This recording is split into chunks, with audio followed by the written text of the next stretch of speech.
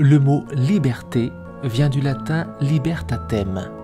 Sa racine liber signifie libre, qui dépend de soi, qui n'est soumis à aucune autorité, qui n'est pas contraint, qui est exempt de crainte.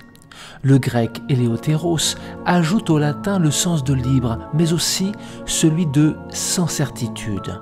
Le latin liberalitas insuffle cette idée d'honnêteté, c'est-à-dire non soumis à l'envie de mentir, mais aussi d'humeur obligeante.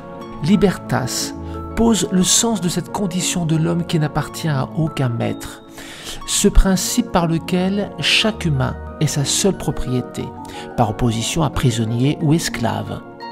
L'état d'un peuple qui s'appartient, qui ne subit ni domination étrangère, ni tyrannie. C'est pourquoi le mot libertin, du latin libertinus, désigne l'esclave affranchi, puis celui de libre penseur, puis ceux qui s'affranchissent des pratiques religieuses, ceux qui n'observent aucune règle, et au XVIIIe siècle, débauchés.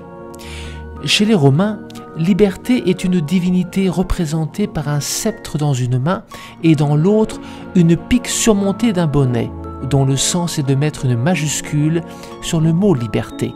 Cette divinité, devenant statue de la liberté pendant la Révolution, se substitue sur les places à celle des rois. La liberté que la femme incarne dans les fêtes révolutionnaires. Est-ce bien vous que je vois si belle, quand tout un peuple entourant votre char vous saluait du nom de l'immortel, dont votre main brandissait l'étendard?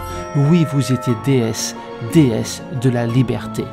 Et Montesquieu de lancer, criez vive la liberté, quand l'innocence des citoyens n'est pas assurée, la liberté ne l'est pas non plus. Alors, vive la liberté, à bas la peur.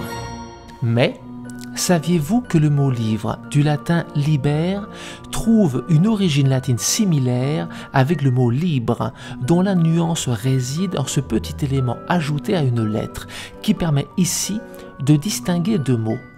Le premier avec une brève et l'autre avec une ligne suscrite.